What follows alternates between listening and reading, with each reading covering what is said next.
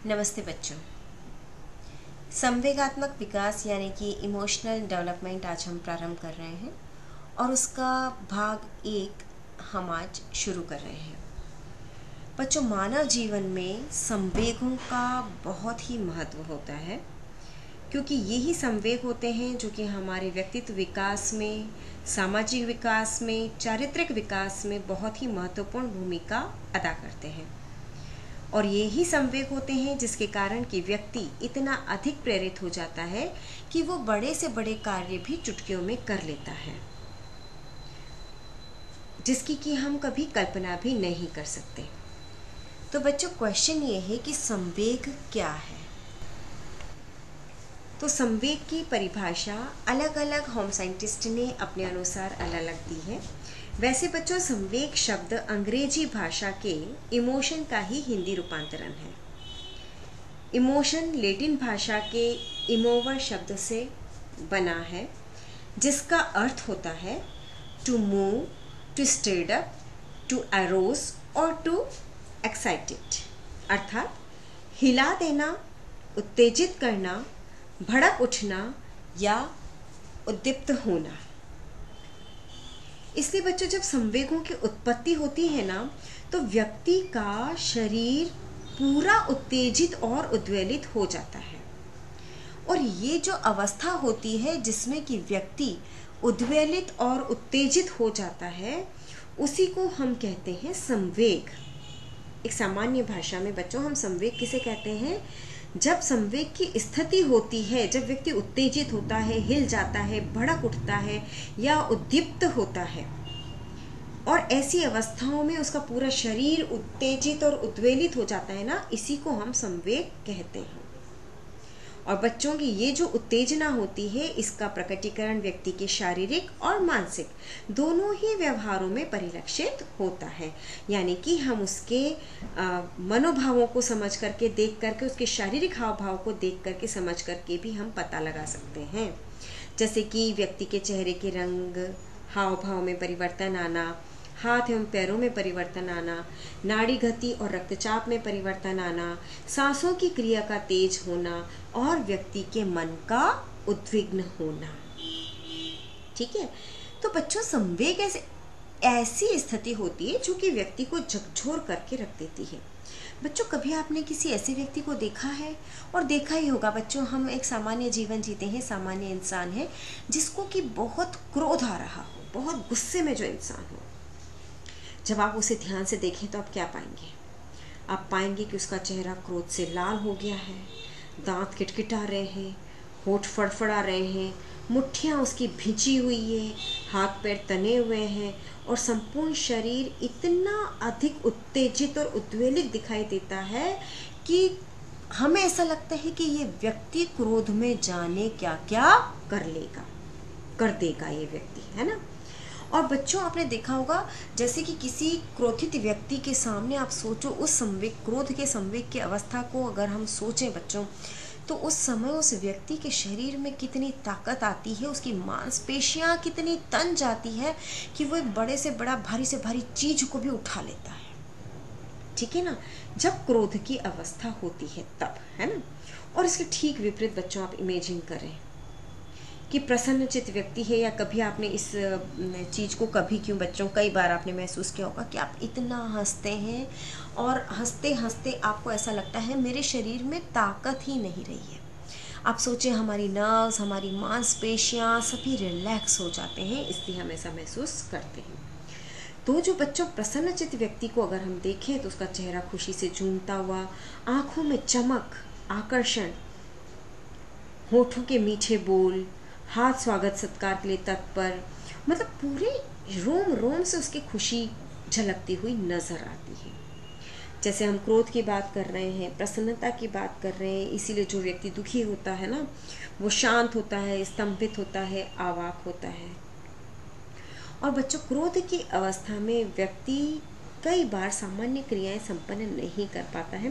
क्रोध नहीं बच्चों, सॉरी, संवेग की अवस्था में जब कोई संवेग अपनी तीव्र अवस्था पर होता है ना, तो व्यक्ति अपनी नींद, भूख, प्यास सभी कुछ गायब हो जाती है। अब बच्चों हम बात करते हैं संवेग की परिभाषा की। जेम्स ड्रेवर के अनुसार हम सबसे पहले परिभाषा पढ़ेंगे कि संवेग शरीर की वह जटिल अवस्था है। कैसी अवस्था है बच्चों? जटिल अवस्था है जिसमें सांस लेने, नाड़ी गति, ग्रंथिन उत्तेजना, मानसिक दशा, अवरोध आदि की अनुभूति पर प्रभाव पड़ता है और हमारे शरीर की मांसपेशियां इन्हीं के अकॉर्डिंग व्यवहार करने लग जाती है। ठीक है ना? तो संवेग क्या है? शरीर की एक जटिल अवस्था है। सांस लेने, नाड़ी गति, ग्रंथियों में उत्तेजना, मानसिक दशा, अवरोध आदि की जो अनुभूति होती है, इन सब पर प्रभाव पड़ता है और इन सब का प्रभाव हमारी मांसपेशियों पर भी पड़ता है। इसी प्रकार पीटी यंग ने जो डेफिनेशन दी है, उन्होंने कहा है कि संवेग व्यक्ति का तीव्र मनोवैज्ञानिक उपद्रव है। ठीक है, जिसकी उत्पत्ति मनोवैज्ञानिक कारणों से होती है। ये एक मनोवैज्ञानिक उपद्रव है और इसकी उत्पत्ति मनोवैज्ञानिक कारणों से होती है और इसमें व्यवहार, चेतन, अनुभूति, अनुभव और आंतरिक अवयवों की क्रियाएं भी सम्मिलित रहती है। तो कैसा है ये? कैसा उपद्रव है? एक मनोवैज्ञानिक, तीव्र मनोवैज्ञानिक उपद्रव है और मनोवैज्ञानिक कारणों से ही उत्पन्न होता है बच्चों। ये तो हम सभी जानते हैं। संवेग क्या है? हमारे मन की स्थिति है, हमारे दिमाग की स्थिति है और इसमें हम व्यवहार, अपनी चेतना, अनुभूति, अनुभव और आंतरिक अवयवों की कई प्रकार की क्रियाएं सम्मिलित रहती है। ये हमने बात की बच्चों जेम्स ड्रेवर और पीटी यंग के परिभाषा के बारे में। तो बच्चों इसके अनुसार हम ये कह सकते हैं कि संवेग जो है वो एक जटिल अवस्था है जिसमें कि व्यक्ति किसी चीज या परिस्थिति को अधिक बढ़ा हुआ प्रत्यक्षीकरण करता है। उसे वो चीज और वो परिस्थिति बहुत बड़ी हुई लगती है और इसमें वृहद स्तर पर शारीरिक परिवर्तन भी होते हैं जिससे कि व्यक्ति के व्यवहार, अप्रोच या विड्रॉल की ओर संगठित होता है तथा अनुभूति, आकर्षण और विकर्षण की सूचना देता है। तो बच्चों किसी चीज या परिस्थिति को व्यक्ति कैसा महसूस करता है? बहुत अधिक बढ़ा हुआ महसूस करता है। ऐसा उसको लगता है कि ये जो चीज है, ये जो मेरे सामने बात आई है, इससे बड़ी कोई बात उस समय है ही नहीं और उसको सोचने के दौरान उसके कई शारीरिक परिवर्तन होते हैं। तो उसका व्यवहार तो जो होता है या तो वो अप्रोच या फिर विड्रॉल की ओर संगठित होता है और इसमें जो अनुभूति होती है, आकर्षण या मतलब हम उसमें किस प्रकार की अनुभूति करेंगे और आकर्षण और विकर्षण की सूचना हमें देता है। तो संवेग एक बहुत ही जटिल अवस्था है। तो बच्चों हमने जो अभी संवेग की परिभाषाएं पढ़ी, तो संवेग के संबंध में हमें निम्न बातें देखने को मिलती है। एक तो संवेग अचानक हुई बाह्य एवं आंतरिक उद्दीपकों के फलस्वरूप प्रकट होता है। उद्दीपक बाह्य भी हो सकते हैं, आंतरिक भी हो सकते हैं। हमारे शरीर के अंदर के भी उद्दीपक हो सकते हैं और बाहरी उद्दीपक भी हो सकते हैं। ठीक है। संवेग तंत्रिका तंत्र और मस्तिष्क को प्रभावित करते हैं, इसीलिए तो बच्चों हमारा व्यवहार प्रभावित हो जाता है और हमारे शरीर में ये व्यवहार परिलक्षित होता है क्योंकि तंत्रिका तंत्र और मस्तिष्क दोनों को ही ये प्रभावित करते हैं। व्यक्ति के संपूर्ण शरीर और चेहरे पर चेहरे का भाव संवेगों का भाव परिलक्षित होता है। व्यक्ति की शारीरिक और मानसिक दशाओं में परिवर्तन हो जाता है। व्यक्ति को अगर हम देखें तो हम उसके चेहरे को देखकर, उसके हाव भाव को देखकर हम ये समझ जाते हैं कि व्यक्ति अभी किन संवेगों से गुजर रहा है। व्यक्ति अगर हमें शांत, डूबा हुआ नजर आता है तो हमें लगता है कि व्यक्ति दुखी है। व्यक्ति के हाथ पैर तने हुए, चेहरा लाल, आंखें तनी हुई, भौहें तनी हुई है ना, तो हमें क्या लगता है कि व्यक्ति बहुत क्रोधित है, बहुत गुस्से में है। इसी प्रकार अगर व्यक्ति के आंखों में हमें चमक, चेहरे पर स्माइल दिखाई देती है तो हमें लगता है व्यक्ति खुश है, और हम पूछ भी लेते हैं क्या बात है, बहुत खुश नजर आ रहे हो। नजर आना क्या है? संवेगों का जो भाव है वो चेहरे पर प्रकट हो रहा है। ठीक है, संवेगों के जो भाव है तो पूरे शरीर और चेहरे के द्वारा परिलक्षित होते हैं और व्यक्ति के शारीरिक और मानसिक दशाओं में परिवर्तन हो जाता है। व्यक्ति में विकट से विकट परिस्थिति में कार्य करने की क्षमता प्रकट हो जाती है और वह असंभव कार्य को भी संभव कर दिखाता है। व्यक्ति अगर इमोशनल है, कोई संवेग अगर उसमें, किसी उद्दीपक ने अगर उसको बहुत अधिक संवेगात्मक परिस्थिति के करीब ला दिया है तो व्यक्ति कैसा भी कार्य करने में सक्षम हो जाता है। जैसे मैंने आपसे कहा ना, गुस्से में, क्रोध में व्यक्ति भारी से भारी चीज उठा करके फेंक सकता है। इसी प्रकार जब व्यक्ति बहुत खुश होता है, आप उसको कितना ही काम कहें, वो बिना थके सारा काम कर लेता है। क्या है? उस समय खुशी है। तो असंभव कार्य भी संभव हो जाते हैं। और संवेग मानव व्यवहार का एक असामान्य ढंग है बच्चों। सरल शब्दों में हम संवेग को असामान्य क्यों है?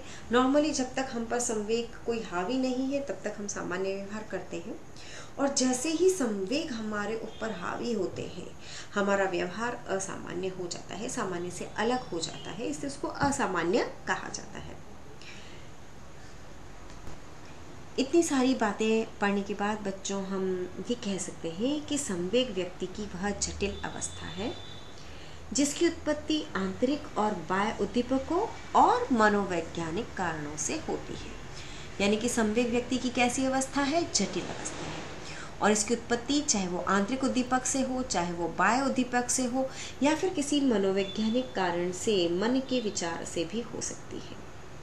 और इसके कारण क्या होता है कि इसके कारण व्यक्ति के व्यवहार, चिंतन, चेतनता, अनुभूति, प्रत्यक्षीकरण आदि चीजों में परिवर्तन हो जाते हैं, जो कि व्यक्ति के चेहरे के हाव भाव और शरीर के संपूर्ण भावों के द्वारा परिलक्षित होते हैं। और ये जब हाव भाव और संपूर्ण शरीर के भावों के द्वारा परिलक्षित होते हैं ना, तो हम इन्हीं भावों को बच्चों संवेग कहते हैं। तो बच्चों आप समझ गए होंगे कि संवेग क्या है। संवेग बच्चों चाहे वो आंतरिक उद्दीपक हो, चाहे बाह्य उद्दीपक हो, चाहे कोई मनोवैज्ञानिक कारण हो, इनसे उत्पन्न होते हैं। और जब संवेग होते हैं व्यक्ति के अंदर, जब संवेग का प्रत्यक्षीकरण होता है, प्रकट होते हैं, तो उसके व्यवहार, चिंतन, चेतना का अनुभव, अनुभूति आदि में परिवर्तन हो जाते हैं। और ये परिवर्तन हमें कैसे दिखाई देते हैं? ये परिवर्तन हमें व्यक्ति के चेहरे के हाव भाव और संपूर्ण शरीर के भावों के द्वारा नजर आते हैं, और इन्हीं भावों को हम क्या कहते हैं? संवेग कहते हैं। तो बच्चों आज हमने संवेग के बारे में पढ़ा। एक और इंटरेस्टिंग बात जो कि मैं आपको संवेग के बारे में बताऊं, जो कि स्केचियम और गोड ने कहा है कि 6 प्रकार के ऐसे संवेग हैं बच्चों जिनकी पहचान व्यक्ति के चेहरे को देखकर आसानी से की जा सकती है। जैसे कि क्रोध यानी कि गुस्सा, डर, भय, शर्म, खुशी, आश्चर्य और उदासी। ये 6 ऐसे भाव हैं जो कि व्यक्ति के चेहरे को देख करके हमें पता चल जाते हैं, और व्यक्ति दिमागी तौर पर थोड़ी देर के लिए ही सही मगर विचलित तो हो जाता है। तभी तो बच्चों जब व्यक्ति क्रोध और आवेश की स्थिति में होता है ना, तो मारपीट तक कर देता है ना, क्योंकि वो अनुचित कार्य भी कर बैठता है। लेकिन बच्चों हमें ये नहीं भूलना चाहिए कि संवेग व्यक्ति को आकस्मिक परिस्थितियों से निपटने का साहस देते हैं, धैर्य देते हैं और बल प्रदान करते हैं, जिससे कि व्यक्ति अपनी सुरक्षा विषम से विषम परिस्थितियों में भी कर लेता है।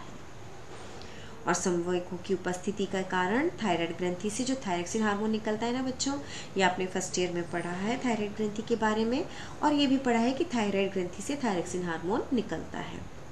उसके स्रावण से ही संवेगों की उपस्थिति होती है और उनकी क्रियाशीलता बढ़ती है, और व्यक्ति फ्लाई या फाइट की नीति अपनाकर खतरनाक परिस्थितियों में भी अपनी रक्षा कर लेता है। जब संवेग की उपस्थिति होती है ना बच्चों, तो थायराइड ग्रंथि से थायरॉक्सिन हार्मोन का अधिक मात्रा में स्रावण होता है, और अधिक मात्रा में स्रावण होने के कारण संवेग की उपस्थिति से उसकी क्रियाशीलता बढ़ जाती है। ठीक है, तो ये हमने पढ़ा बच्चों। फिर इस बात को गलत मत समझना, इस बात का मतलब ये है कि जब कभी व्यक्ति में संवेग उपस्थित होते हैं तो उन संवेगों के कारण थायराइड ग्रंथि से थायरॉक्सिन हार्मोन अधिक मात्रा में निकलता है, जिससे कि उसकी क्रियाशीलता बढ़ जाती है और व्यक्ति फ्लाई या फाइट की स्थिति में आ जाता है और किसी भी परिस्थिति में अपनी रक्षा कर लेता है। धन्यवाद।